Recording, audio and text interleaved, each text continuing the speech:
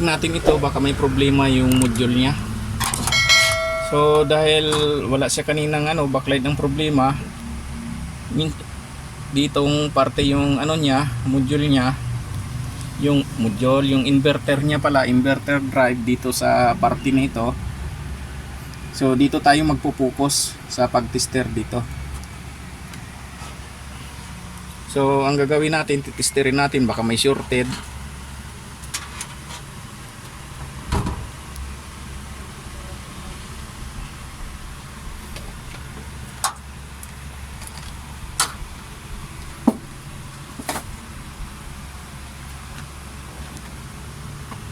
Sa tester na isa. Titesterin natin yung filter niya kung may shorted.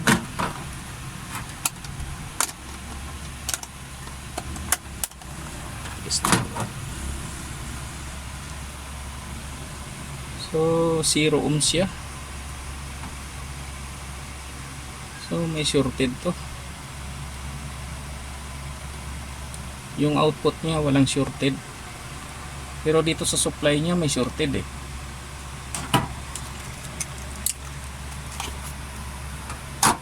Titesterin natin tong diode. So parang may shorted. Ikakat natin para malaman kung shorted ba yung diode.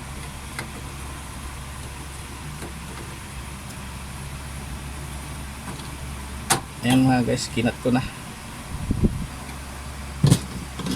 Titesterin natin uli. So, good yung diode natin. Pero dito sa terminal niya shorted eh. So malamang itong MOSFET ang may problema eh.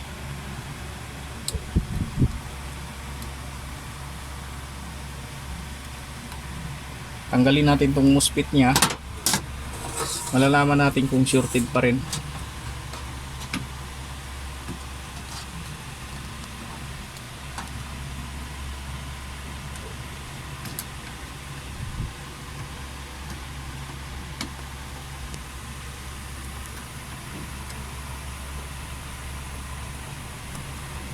Tikas yan.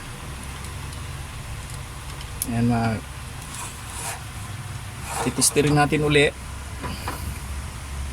kung shorted ba yung terminal. So nawala na siya.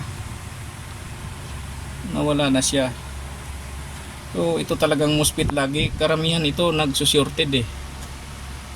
Pag nagshorted ito, apektado rin tong IC drive niya eh. Minsan naapektuhan ito kasi papasok yung voltahe dito sa kabila eh. Ang gagawin ko na lang siguro hindi na natin gagawin to kasi unang-una wala rin akong pamalit na MOSFET, wala rin akong pamalit na IC drive. Babaguhin na natin yung niya, yung drive nitong para magkailaw lang itong LED bulb nya. Gagamit tayo ng, madalas ko itong ginagawa eh, may nakaready na ako ditong lagi na kapasitor 350 volts 1.2, tapos relay. Gagamit tayo ng relay 12 volts coil. Ikukunik natin ito mamaya sa system nya para mag-activate. Tapos gagamit tayo ng diode na bridge type. Tapos magpipilter tayo ng 450 volts 47 UF. Yan mga guys, susubukan muna natin kasi itong bulb natin nasa 14 pieces to. So naka-series ito. Kailangan masupplyan natin to ng 84 volts o pababa. Kasi kung lumampas ng 84 volts, maaaring masira tong mga bulb kaagad. So itabi muna natin tong module. Dito muna tayo magpo-focus. Kailangan masupplyan natin to ng around 78 tapos 79 para match lang siya sa voltahe nito. Kasi kung sumubra sa 84, mag-overheat ito, hindi ito tatagal eh. So subukan natin mga guys kung tama ba itong value, pero ginawa ko na ito eh. Kaya lang 3 lane kasi yun. So ang ginamit ko noon 3 lane 1.5 UF. Pero ito dahil sa 2 lane lang, gagamitan natin siya ng 1.2. Medyo babaan natin kasi 2 lane lang kasi ito. So gagawin natin, iinangan na natin to, ititis muna natin, tapos paiilawin kung ano ba siya. Sa mga technician, alam na nila yung positive negative nito. Sa mga viewers natin, ang positive nito yung may ano dito, may slot siya. Lalo na yung sa mga baguhan, nalilito pa minsan, pero yung mga sanay na, kabisado nito eh.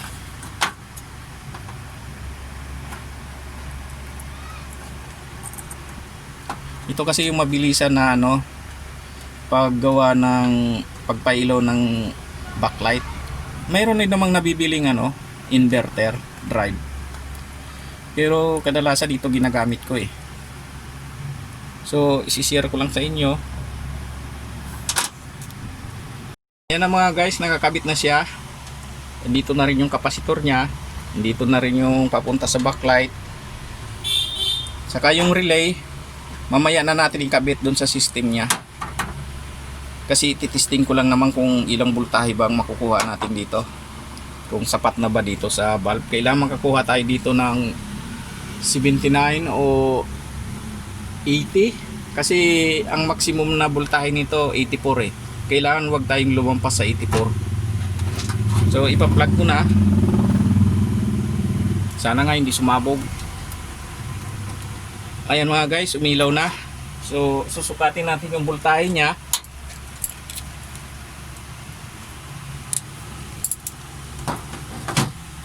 Nakikita ba? Susukatin natin yung voltahe niya kung tama ba. So ayan, 78. Okay to. Hindi siya masyadong iinit, 78. Pwedeng-pwede na siya.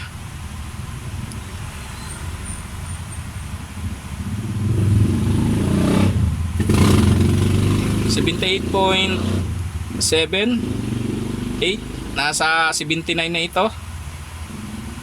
So pwede na ito mga guys, para hindi masyadong iinit yung ating bulb.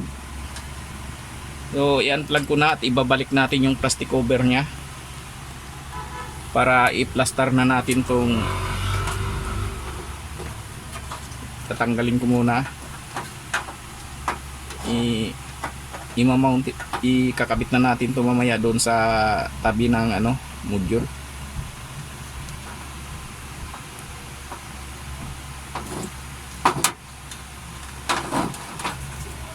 So itabi lang muna natin.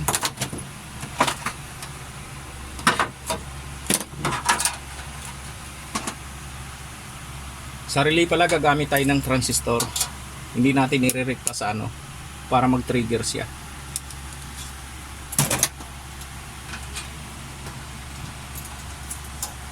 So, ibabalik na natin yung mga tinanggal dito. Ibabalik na natin yung plastic cover nya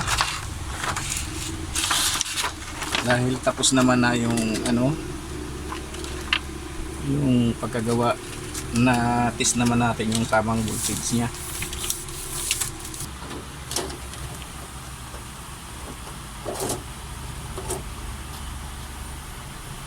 Yan, kailangan lapat na lapat siya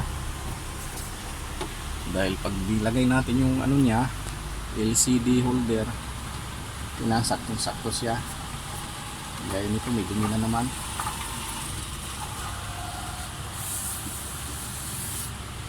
Lang kasi walang dumi to, kasi pag oras na ginamit mo na yung TV, papansin mo na lang may dumi na.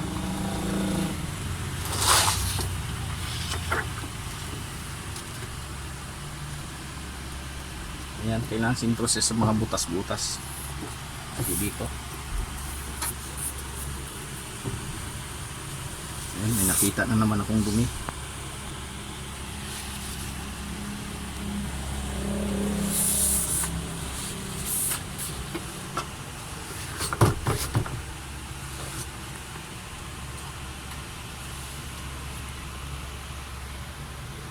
Ayan, malinis na. Hindi na natin ibalik tong LCD nya.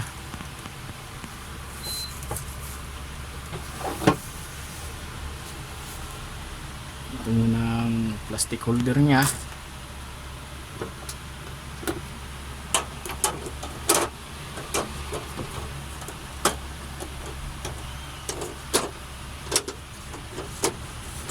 Nilamin nito nakalapat.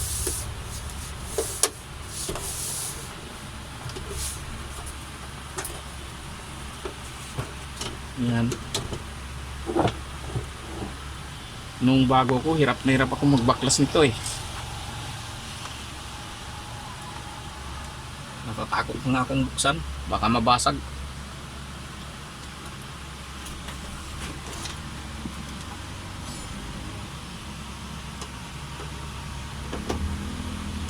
Pero sinubukan ko munang buksan yung ano, galing sa junk shop, yung mga basag. Anong problema yung kahit masira na, dahil sa basag naman, pwede mo siyang eksperimentuhan. Kasi ang ginagawa ko talaga dati, yung CRT na TV, yung picture tube, nag-upgrade na lang ako dito kasi pawala na yung napag-aralan kong ano, picture tube, bihira na lang gumagamit. Kailangan mag-seminar ka muna sa ano, kasi magkaiba ito eh, maraming pinagkaiba. So kailangan nakalapat ito, tapos dinidikitan pa ito ng packing tape. So ayan na, nakita na. So ito na yung ano nya, yung relay nya. Gagamit tayo ng transistor. Kukuha lang ako ng transistor dito, C1815. Ito sa mga board to na mga ano na, mga junk na, pwede pa namang kuhanan ng pisa. Mas matibay pa nga ang pisa nito kaysa yung mga bago ngayon. So ayan mga guys, kung makikita mo yung number, pero mahirapan talaga eh. Oh, tingnan mo kung makikita. Ayan, C1815. Yan ang gagamitin natin para mag-trigger tong relay. So ihinang natin yung kolektor nya dito sa isang terminal ng coil para mag-trigger siya. Dito pala yung coil nya sa kabila. Hahanapin muna natin sa tester. Ayan mga guys, titesterin muna natin yung coil nya. Masyadong baba. So nandito yung coil nya, tapos yung contact nya nandito tayo sa kabila kasi normally closed to eh. Dito tayo sa normally open magkakabit ng switching nya. Tapos itong coil, dito tayo magkakabit ng transistor para mag-trigger siya. Ihinang natin to dito. Ayan, nakahinang na siya yung kolektor ng ano, papunta sa coil. So itong base nya, maglalagay pa pala tayo dito ng resistor na 10K. Maghanap pa ako dito.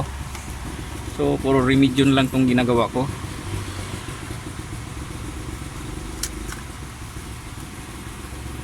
Maghanap tayo ng 10K na resistor.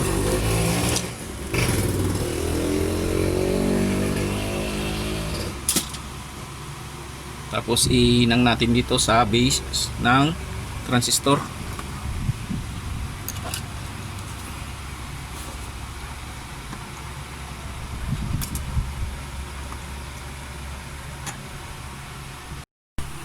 So ayan, nalagyan na natin yung wire. Andito na yung 10K na ano, resistor. Andito na siya. Kakabit natin mamaya yan doon sa B+ ng ano, mag trigger siya. Lagyan natin ng mga insulator. Mamimili tayo kung sa panel natin ididikit o doon sa IC drive. Kasi pag sa IC drive, hanapin pa natin yung B+ na mag-on. So titingnan na lang natin mamaya kung saan ang madaling hanapin. Sa panel mas madali eh.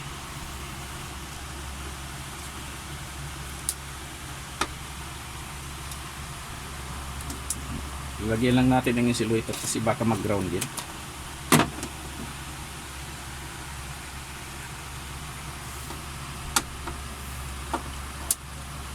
So ayan, may insulator na siya.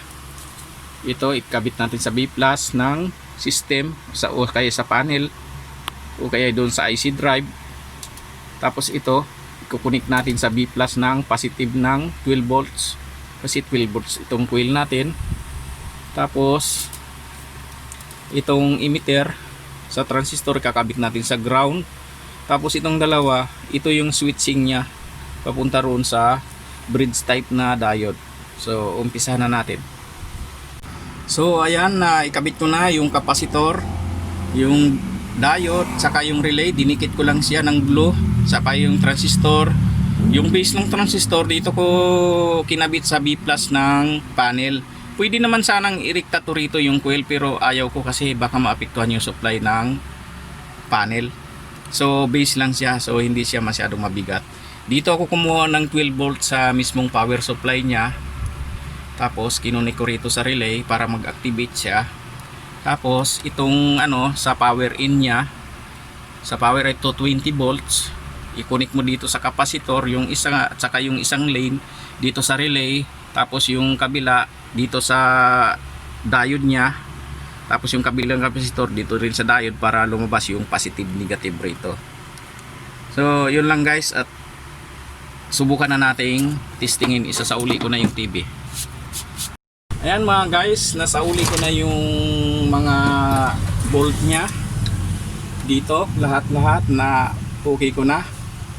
Ngayon ang gagawin na lang natin ititest natin kung okay ba siya. So ipa-plug ko na yung TV. Ayan, naka-plug na siya guys. So ayan, nag-click. Kung narinig nyo, may nag-click yung relay na nilagay ko doon sa inverter drive nya. Yun yung para mag-switch on yung backlight nya. Hindi na pagsaksak mo sabay ka agad ilaw, hindi, may ano siya, may delay. Tapos ayan, wala siyang signal dahil walang antina. So ikakabit natin yung antina. Ang antina nga pala ay wire lang, so medyo malabo siya. Malinaw naman to kung maganda ang antina nyo, at saka lalo na kung TV plus siya. So ayan guys, kinabit ko na. So may picture na yung ating TV, working na siya. Sana ay itong video na ito ay nakatulong sa inyo, lalong-lalo na yung pag-convert ko sa backlight niya dito sa capacitor, saka sa relay, saka capacitor uli na DC. AC pala tong capacitor. Ito DC na 160 volt 47 UF. Tapos ito 12 volts ang coil niya. Tapos isang bridge type na diode. So ang dami kong diode na reserva rito dahil nagagamit din naman ito. Importante kasi yung kasi sira na yung inverter niya. Kaysa magpalit pa tayo ng inverter IC at saka MOSFET, mas mabilis naman yung paggawa ng ganito. At saka nasubukan ko na rin ito, marami na rin akong ginawa, mas okay. So maraming salamat sa panonood nyo ng video ko. At please like, share and subscribe to my YouTube channel for more upcoming videos. Thank you.